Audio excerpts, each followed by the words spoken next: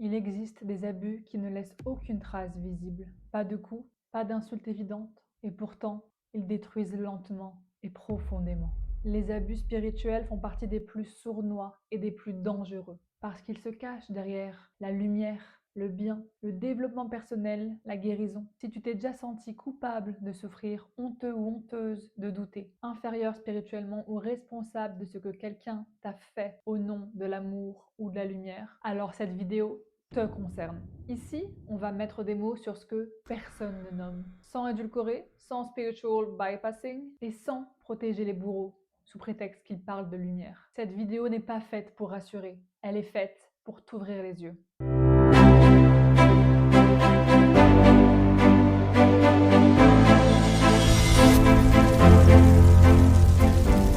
Bienvenue à toutes et à tous dans le royaume des mystères. Aujourd'hui, le sujet est un petit peu sensible, donc si tu ne te sens pas capable de regarder, fais pause et arrête la vidéo maintenant tout de suite parce que je vais parler vraiment de choses qui peuvent profondément déranger, peut-être même trigger, peut-être même déclencher certaines personnes et peuvent rendre mal à l'aise. Donc, je t'aurais prévenu. Si ce n'est pas encore déjà fait, je t'invite à liker cette vidéo, t'abonner et lâcher un petit commentaire. Ça fera toujours plaisir. On commence tout de suite.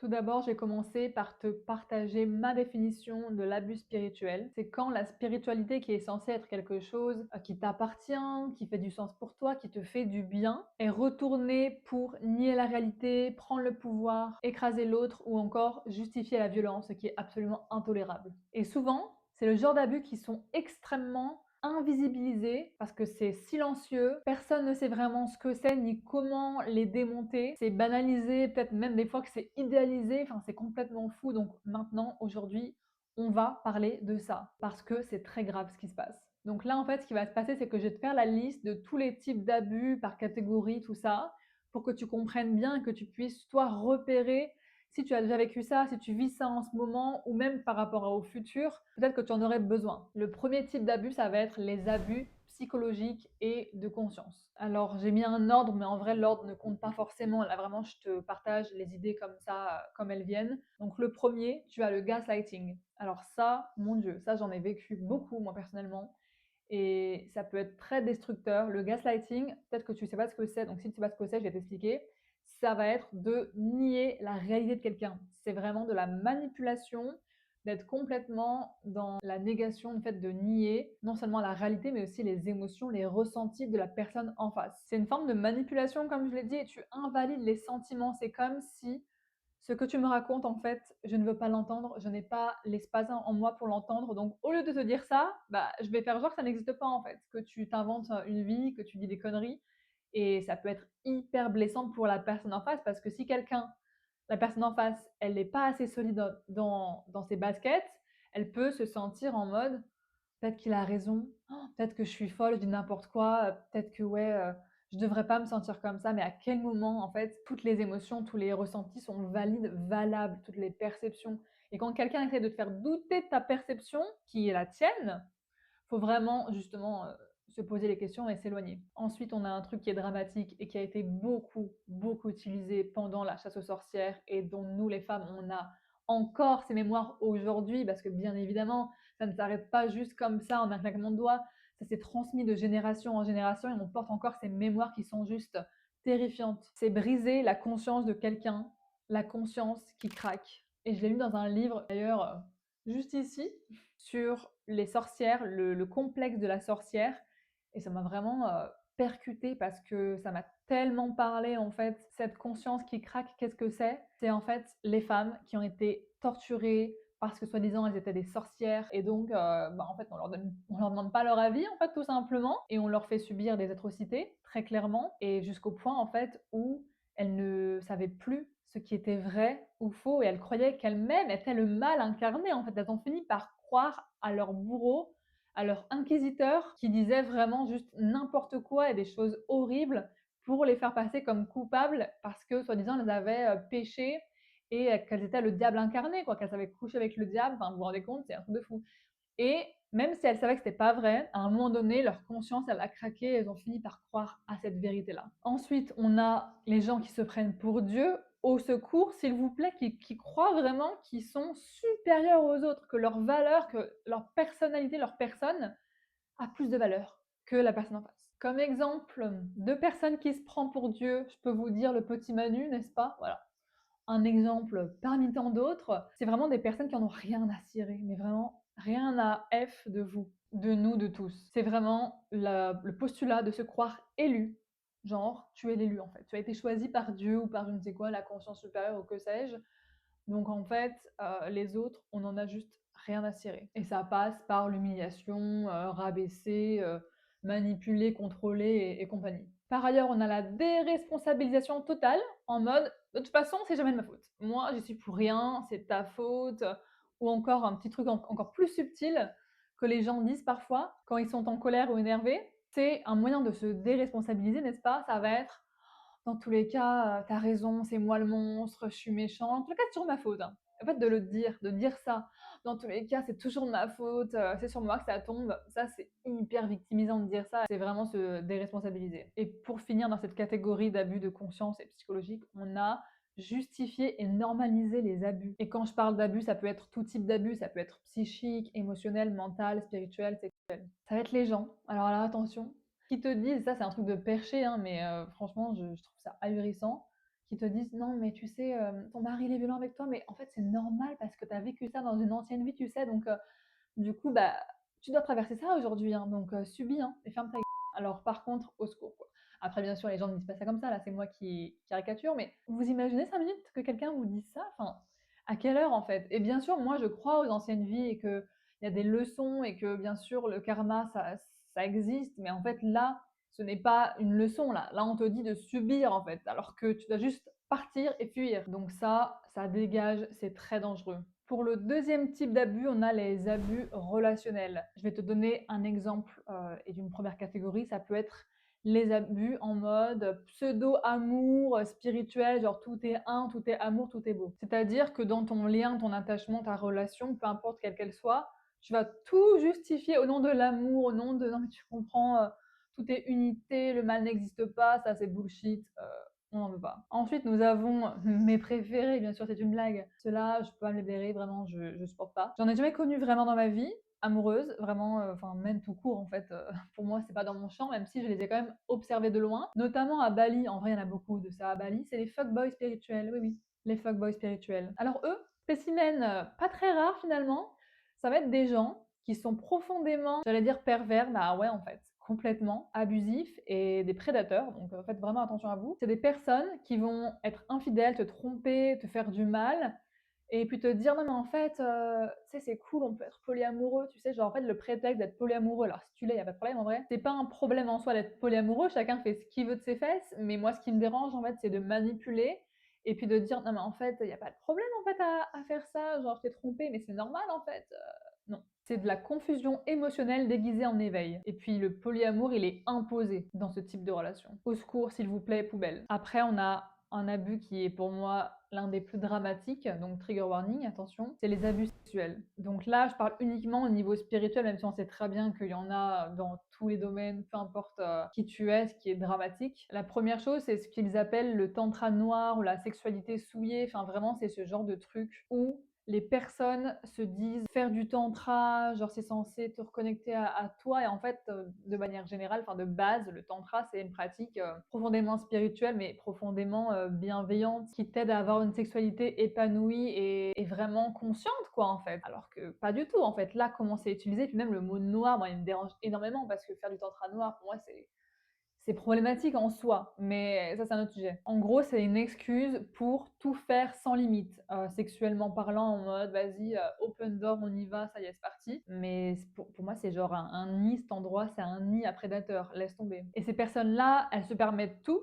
pour commettre des choses absolument abominables, dont des et obtenir le corps des femmes. Il y a complètement une absence de consentement, c'est catastrophique. Donc là, bien évidemment, ce n'est plus juste de la dérive, hein. On est dans l'agression, on est dans quelque chose d'extrêmement violent et punissable, et bordel de merde. Ces gens-là devraient être enfermés à vie. On a également les abus d'autorité. Donc ça va être tout ce qui est gourou, leader, pseudo-spirituel encore une fois, là, qui croient qu'ils ont un pseudo-pouvoir, qui manipulent. On a tout ce qui est les systèmes sectaires, les sectes, voilà, où c'est vraiment une manipulation collective. Il y a vraiment cette notion d'emprise. Et aussi, on a bien sûr qui est inclus dedans la religion, n'est-ce pas? Donc utiliser la religion pour manipuler les masses. Et petite anecdote comme ça, je ne sais pas si tu savais, mais Hitler avait fait on va dire un pacte, mais oui, c'est un pacte en fait. Signé un contrat avec un pape, alors je ne sais plus lequel, je ne sais plus son nom, je vous avoue que je suis pas très calée là, dans les papes, dans le pape au Vatican, quoi, genre du temps du génocide de la Seconde Guerre mondiale. Donc c'est-à-dire que l'Église a participé à ça d'une manière un peu sombre, je vous l'avoue, mais c'est quand même chaud. Voilà, au moins tu sais. Et la dernière catégorie, après j'ai la dernière, mais encore une fois c'est selon ma vision, hein, après peut-être qu'il y en a d'autres, je sais pas. D'ailleurs si tu en connais d'autres, dis-le moi, ce serait plutôt cool. C'est de confondre l'éveil spirituel avec la conscience spirituelle. Oh my God, Jesus Christ. Ce n'est pas parce que tu développes des capacités médiumniques et compagnie, que tu es quelqu'un de conscient, de spirituel ou je ne sais quoi, ça ne veut rien dire déjà. Déjà, premièrement, remettons l'église au milieu du village, être spirituel. C'est juste, enfin, ça veut rien dire. Tout le monde est spirituel parce que nous sommes tous divins incarnés sur Terre, déjà. Après, bien sûr, tu vas me dire, mais il y a des aliens qui existent et tout. On va pas parler de ça parce que là, ça rend hors sujet. Donc, je reviens à mes moutons, mais c'est pas parce que tu développes ton troisième œil, ton troisième chakra de je sais pas quoi, que tu es conscient, en fait, que tu es quelqu'un, que tu es une bonne personne. Alors, pas du tout, hein. Alors là, on n'y est pas, hein. Tu peux développer tes capacités, tes dons, ou comme tu veux, et être complètement névrosé, violent, addict ou je ne sais quoi. Et avoir très peu de conscience, parler, croire que tu parles à tes anges, à tes guides, à tes je sais pas quoi, alors qu'en fait, tu es complètement à côté de la plaque. Alors que la conscience spirituelle, ou c'est même pas la conscience spirituelle, la conscience de soi, ça va être justement être conscient de ce qui se joue.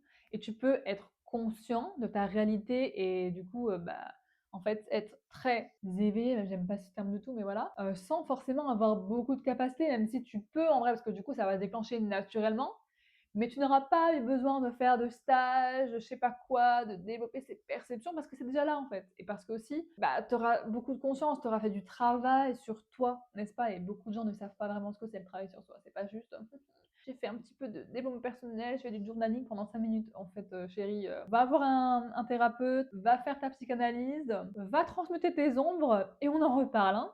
Parce que tu peux très bien avoir des dons, des capacités, mais avoir fait zéro travail intérieur. Ce qui fait que tu as une relation avec les gens qui est pourrie, avec toi-même qui est pourri, tu te parles comme de la merde, tu as une vie qui ne te ressemble pas, qui ressemble juste à ce que tes parents ont voulu pour toi et qui n'est pas du tout connecté à ta mission de cœur. Donc, c'est complètement à côté. Voilà pour les catégories, j'espère que ça t'aura éclairé.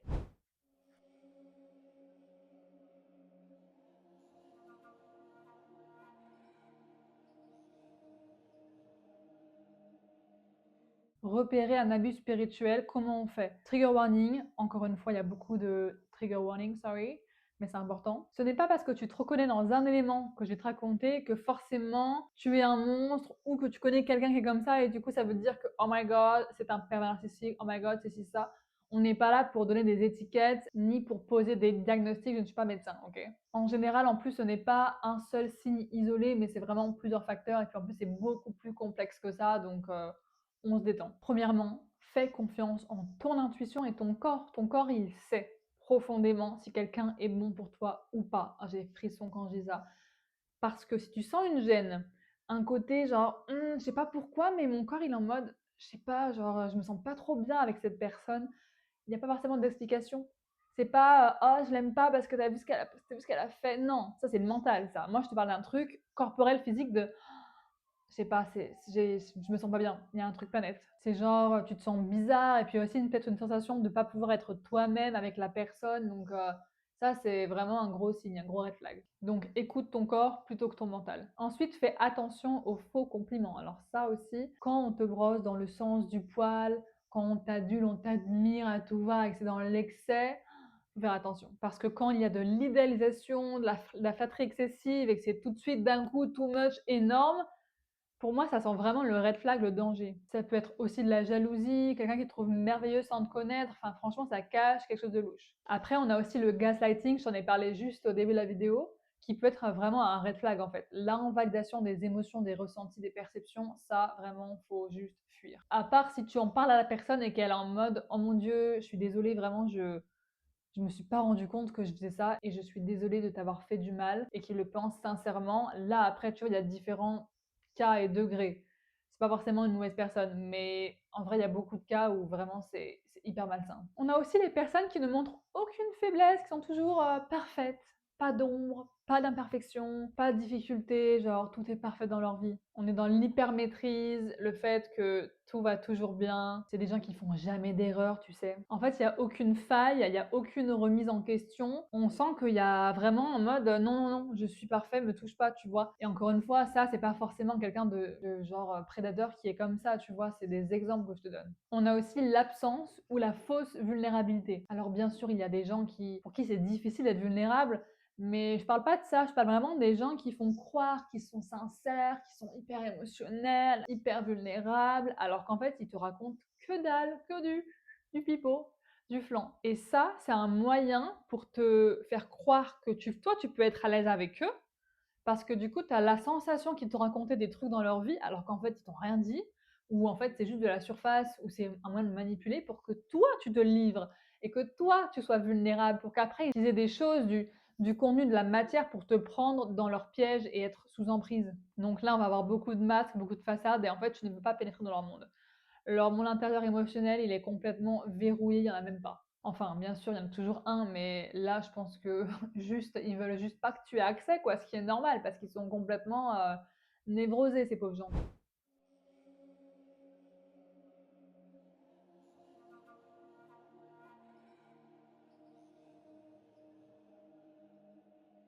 Maintenant, pourquoi toi, tu tombes dans ces pièges? Eh bien, écoute, je sais que ça va pas forcément te faire plaisir, mais c'est tout simplement parce que tu es la cible idéale pour ces prédateurs-là. Ils adorent ça, ils adorent. Les personnes sensibles, intuitives, qui ressentent le monde invisible ou qui sentent les choses que personne ne dit, les intentions cachées, les ressentis dont personne ne parle, mais tout le monde ressent, enfin, ces trucs-là, tu vois. Franchement, bah, j'allais dire «on» parce que je m'inclus dedans, parce que moi j'ai été, victime de ça aussi. On est clairement les cibles idéales pour ces gens-là, et également les personnes qui sont, voilà, en quête de sens, mais surtout, surtout, qui ont de lourds bagages émotionnels, de lourds traumas, un lourd passé, une enfance difficile. Ça peut vraiment venir appuyer parce que c'est déjà quelque chose qui est fragilisé chez toi, et ça peut être aussi des mémoires transgénérationnelles ou karmiques, donc soit qui viennent de tes vies passées, de ton karma, soit de tes aïeux, de tes ancêtres qui t'ont transmis des choses, pas trop cool. Mais s'il y a bien une chose que je veux que tu intègres, comprennes et ressens, c'est que ça ne sera jamais de ta faute. Il y a pas de faute, OK? La faute, c'est la personne qui te fait subir ça, d'accord? Après, c'est à toi de prendre responsabilité de ça, en mode: «OK, j'en ai conscience, maintenant je peux m'en sortir», mais en fait, il y a pas de faute à avoir et de te sentir coupable. À quel moment tu vas te sentir coupable alors que c'est toi qui a subi ça, en fait? Non, ne t'inflige pas ça, je t'en supplie. Alors maintenant, pourquoi tu tombes dans le piège? Eh bien, tout simplement parce que peut-être que tu es en recherche de validation, de reconnaissance, de réponse, d'appartenance à un groupe, une communauté, mais surtout d'amour, parce que nous, les êtres humains, on recherche l'amour, on veut être aimé à tout prix. Et si tu as une jauge d'amour de soi qui est trouée, percée, abîmée, donc en fait, ce sera jamais assez, tu vas toujours vouloir te remplir ailleurs, bah, tu vas chercher l'amour de n'importe qui peut potentiellement t'aimer, même si c'est des gens horribles. Sur le moment, tu vas pas t'en rendre compte et tu vas croire que c'est l'amour, c'est du vrai. Et il se peut probablement, comme je l'ai dit, que tu sois fragilisé, voire brisé à un endroit dans ton cœur, dans ton champ, en fait, énergétiquement, ou juste dans ton passé, en fait, qui fait que c'est un endroit qui a tellement été abîmé et brisé que forcément tu vas te tourner vers des personnes que tu as déjà connues. Si tu as eu un père ou une mère abusive, violente, bah forcément tu vas, enfin, je dis forcément, mais en vrai pas forcément, mais ça peut arriver quand tu es adulte avec un patron, un chéri, une amie, un ami qui soit pareil. Et quand c'est fragile, brisé, abîmé, devine qui c'est qui s'immisce à l'intérieur. Parce que c'est beaucoup plus facile d'entrer en quelqu'un, je dis en quelqu'un, je fais exprès, chez quelqu'un pour qui en fait il n'y a pas de sécurité. Imagine, tu as une maison et qu'en fait c'est ouvert. Genre c'est troué, il y a des courants d'air de partout, genre tout est ouvert en fait. bah, forcément, du coup, la personne, elle va avoir plus de facilité à rentrer que quelqu'un qui a mis une porte blindée devant chez lui, quoi. Donc là, c'est une image, bien sûr, mais il y a aussi l'absence de limite. Parce que quand tu as pas de limite et que tu ne sais pas ce que c'est, comment tu veux en poser, en fait? C'est genre terrifiant et je sais de quoi je parle. Et vraiment ce truc où en fait tu crois que l'autre est mieux que toi, que toi en fait tu pas assez bien, donc faible estime de soi et donc tu donnes ton pouvoir à l'autre. Tu lui donnes ton pouvoir parce que tu te dis dans tous les cas: «Bah, moi je préfère être, mal accompagnée que seule» et donc si cette personne en face, elle sait mieux que moi, elle est mieux que moi, elle fait mieux que moi, bah, elle doit avoir raison, quoi et ça, c'est terrible.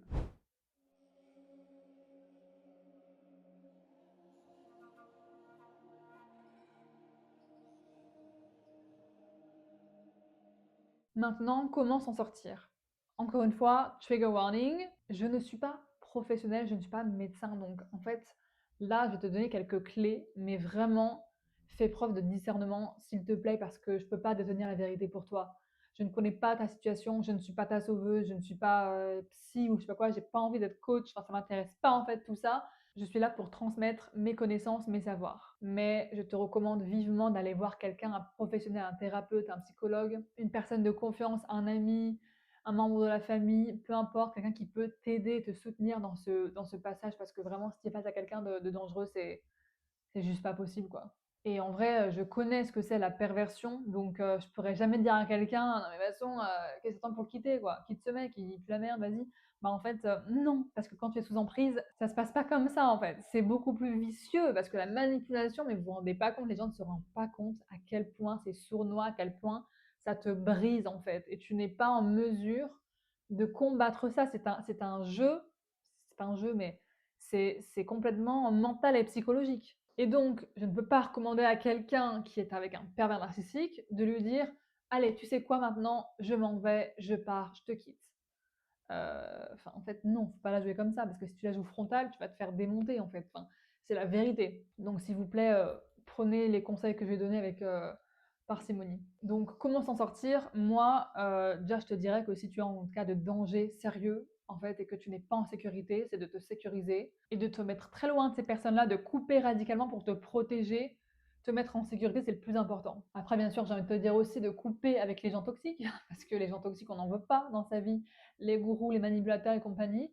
Et je sais que c'est plus compliqué que juste dire je te largue par texto. Donc si tu es dans un cas d'emprise, s'il te plaît, fais-toi accompagner. Quelque chose qui aide beaucoup aussi, c'est se valider soi-même en fait. Mon Dieu, qu'est-ce que ça fait du bien ça, parce que quand tu te crois toi-même, et je parle vraiment, je parle pas de croire en soi, hein, en mode confiance et tout.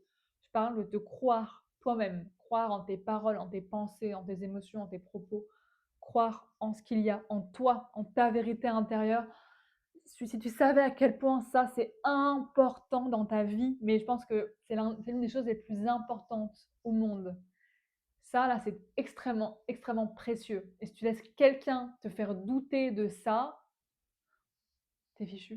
Enfin, t'es fichu, bien sûr que non, tu pourras toujours récupérer ce pouvoir-là si jamais fini, si jamais, oh mon Dieu, I'm done, je suis foutu. Non, mais c'est tellement important, c'est tellement c'est comme ton diamant brut intérieur, en fait, tu peux pas le donner à quelqu'un d'autre, c'est pas possible. Et si tu es entouré de personnes qui ne te croient pas, qui te maltraitent, qui te manipulent, qui te gaslight, mais s'il te plaît, mais fuis, mais dégage ces personnes de ta vie. Je sais à quel point c'est difficile, mais vraiment, ça va tellement t'aider dans ton cheminement, dans ta dans ton épanouissement personnel, professionnel, amoureux. Mon Dieu, c'est si important. Et pour finir, ce que je te recommanderais, c'est de poser tes limites. Mais ça, c'est vraiment, alors ça, c'est un sujet aussi. Enfin, je sais que c'est trop facile à dire comme ça, là, en 5 secondes. Ouais, pose tes limites, fais ça. Parce que bien sûr, il y a tout cet émotionnel intérieur, tout ce qui te traverse, qui est profondément relié à ton passé, à ce que tu as vécu et tout. Parce que je sais très bien que les personnes qui ont du mal avec les limites ont vécu des abus sexuels. Ça, j'en connais, je le vois. Enfin, ça, c'est un truc qui est extrêmement lié la plupart du temps. Et si ça ne suffit pas de poser tes limites, parce que oui, des fois, ça ne suffit pas en fait. Il y a des gens, ils vont en profiter. Parce que poser une limite, dire non, dire stop, il y en a, ils en ont rien à foutre. Donc là, il faut poser une barrière et ça suffit encore pas, une frontière en fait. Parce qu'à un moment donné, il faut arrêter. Genre non, t'es pas ici pour souffrir, tu pas ici pour crever, pour remplir les besoins des autres, de tes parents ou de je sais pas qui. Tu es là pour kiffer ta putain de life. Et s'il y a des gens qui sont pas contents parce que tu fais ça dégage en fait. C'est qui eux? Ils sont qui en fait pour toi?